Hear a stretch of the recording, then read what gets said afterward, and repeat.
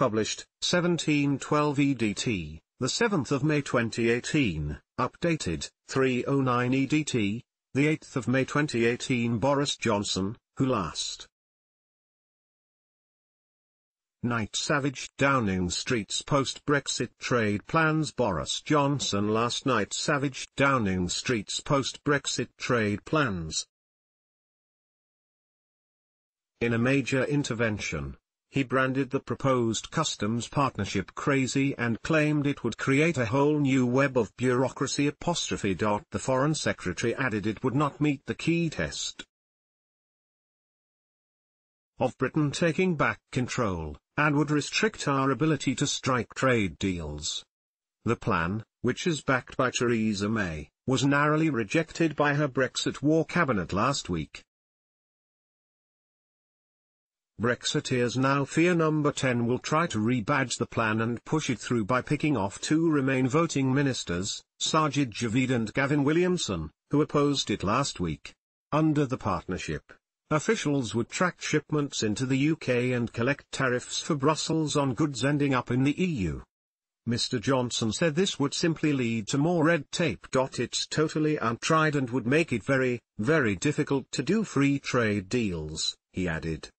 If you have the new customs partnership, you have a crazy system whereby you end up collecting the tariffs on behalf of the EU at the UK frontier.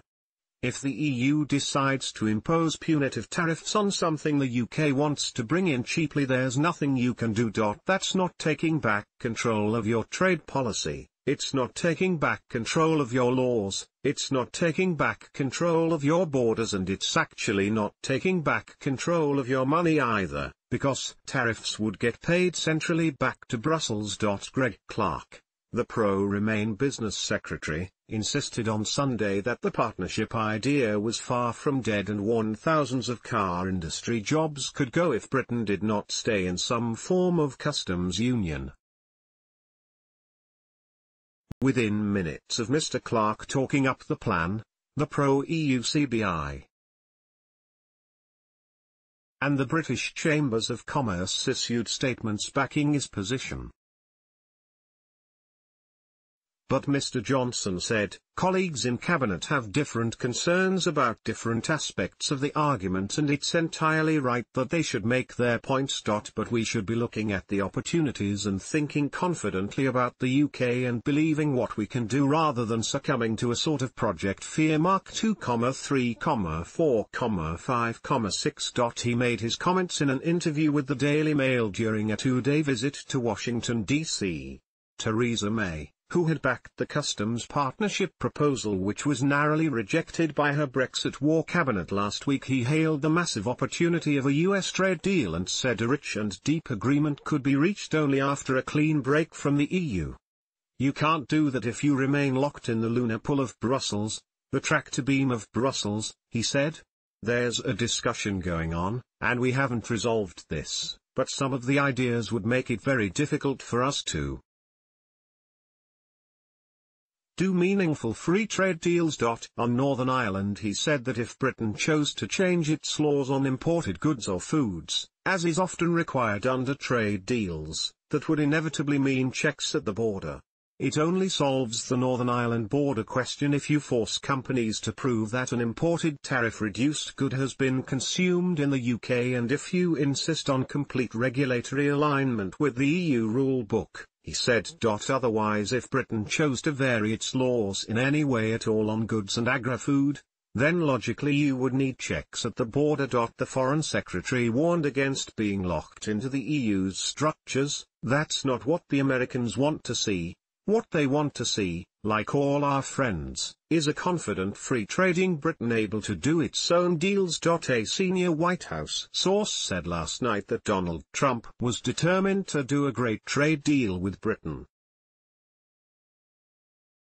The source also said the US president was looking forward to coming to the UK in July, but signaled some nervousness about possible protests.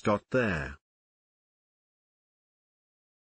President is keen for Britain to get out of the EU so we can get on with doing a great trade deal. He's surprised it's taking so long, the source said. He is looking forward to coming over and he wants people to be positive about that. By Larissa Brown, Defense and Security Editor. The Defense Secretary could be persuaded to change sides and back amended plans by Theresa May for a customs partnership with the EU after Brexit, sources said. They said if the Prime Minister comes back to the table with a tweaked model, Gavin Williamson will look at the options and then decide. He is not firmly on either side, sources told the Mail. But last night those close to him said they would not be drawn on what position he would take. They simply said he would do what is in their best interests of the country. The customs partnership, backed by Mrs. May, was rejected by the Brexit War Cabinet last week in an IFED 6-5 vote. Mr. Williamson and Home Secretary Sajid Javid both opposed the partnership. Mrs. May has been repeatedly urged by Brexiteers to abandon the partnership option, which critics said would keep the UK tied to EU rules. But there are claims she is planning to make a fresh attempt to push the controversial plan for post-Brexit customs ties with Brussels. She is expected to present a tweaked and rebadged version of the same proposal at a fresh meeting on Thursday, and will urge ministers to fall in line behind the proposals. Eurosceptic ministers fear that Mr. Williamson, who voted Remain but who has switched to the Eurosceptic camp, could be peeled off by Mrs. May, according to the FT. A spokesman for Mr. Javid declined to comment on whether he could change sides. Mr. Johnson warned that opponents of Mr. Trump's visit risked damaging the economy. Overwhelmingly the people of the United Kingdom will want to hear from the President of the United States, he said. America is our #1 export market. Trade with America is worth $100 billion a year. There are 1 million people in the US employed in British firms just as there are 1 million people in the UK employed in American firms. In January Mr. Trump repeated his determination to secure a US-UK trade deal, saying, "As you know, you are somewhat restricted because of Brexit, but when that restriction is up we're going to be your great trading partner." Mr. Johnson has made a series of pointed and carefully timed interventions in the Brexit debate since entering government, often to the dismay of Downing Street. In September last year, before a major speech by Theresa May in Florence, he wrote a 4,000-word Brexit manifesto that prompted accusations of backseat driving. One of the world's leading investors is ready to pump billions of pounds into Britain. Warren Buffett, who has criticised the UK's decision to leave the EU, says he is ready to use his company's £80 billion war chest to snap up UK firms. Mr. Buffett, 87, told investors over the weekend that Britain was one of a number of good countries we'd be quite happy to put our money into. Speaking at the annual meeting of Berkshire Hathaway, his investment firm, he said, "I hope tomorrow I get a call from Germany or Britain or Italy, you name it. Brussels can't bear to see us succeed." Commentary by Ian Duncan-Smith. Business Secretary Greg Clark, who told the BBC that the customs partnership remained on the table at the EU referendum almost 2 years ago, the British people heroically saw through Project Fear. In their determination to embrace national independence, they refused to be intimidated by the deceitful scaremongering about our supposedly apocalyptic future after Brexit. Yet the establishment has never accepted the democratic verdict of the electorate. Unable to imagine life without the EU's rule, devoid of any real faith in Britain's capabilities, key elements of the political class have embarked on a systematic campaign to obstruct and emasculate Brexit. That relentless hostility shone through most recently in debates in the House of Lords, where unelected, unaccountable peers lined up to sneer at the public's wish for national freedom. Too much of this spirit of fearfulness and surrender has infused our side in the negotiations with the EU over withdrawal, leading to a catalogue of concessions in return for little. In the same vein, the civil service, those past masters at delay, keep pushing for an ever longer transition period in the hope that institutional inertia may ultimately thwart Britain's departure. Now the establishment is refusing to let go of its new weapon, the customs union. Over the weekend, Business Secretary Greg Clark told the BBC that the Theresa May's proposed new customs partnership, a fudged version of the customs union that was rejected by her Brexit cabinet only last week, remained on the table. An arrangement of this kind is necessary, he declared, otherwise the British economy will suffer and trade will shrink. Gazing into his crystal ball, Clark specifically warned that 3,500 car jobs at Toyota could be at risk without the customs deal. Whether intentional or not, these comments echo the same old soundtrack of alarm that always accompanies calls for submission to Brussels. But Project Fear did not work in 2016 and it will not work now.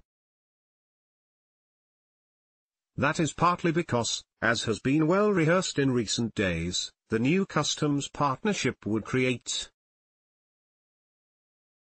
a bureaucratic nightmare, hurt our economic prospects, hit our global trade and undermine our democracy. The jewel in the crown of Brexit will be the ability to reach our own trade deals around the world, particularly with the fast-developing nations of Asia, something that Brussels simply cannot stomach. In their efforts to hype concerns about Brexit and be as obstructive as possible, EU officials, Dublin and the pro-EU brigade here talk endlessly about the difficulty of the Irish border. In reality, the Irish question has been cynically seized upon and weaponized by fear-mongering Remainers who hope to cajole us into staying put. No one actually wants a hard border. As John Thompson, the head of the HMRC, has made clear, with goodwill and imagination, the problem is easily resolvable, especially since Britain and Ireland have operated a common travel area since 1923. Indeed, the whole question of a customs arrangement with the EU has been grossly exaggerated by the Remain lobby. Only about 12% of Britain's GDP involves exports to the EU, while just 8% of British companies trade with EU. Most of our economy is based on the domestic market, which suffers from Brussels' protectionist policies that push up prices and increase burdens on businesses. Freed from the dead hand of Brussels, consumer costs, especially of food, will fall and enterprise will flourish. It is absurd to cling to the idea, eagerly peddled by the anti-Brexiteers, that the EU is some kind of engine of economic growth. Just the opposite is true. EU officialdom is the enemy of jobs and innovation, as is reflected in its cripplingly high rates of unemployment, especially among young people, in EU countries like Spain and Greece. And EU-led stagnation is bound to worsen in the coming years, as Brussels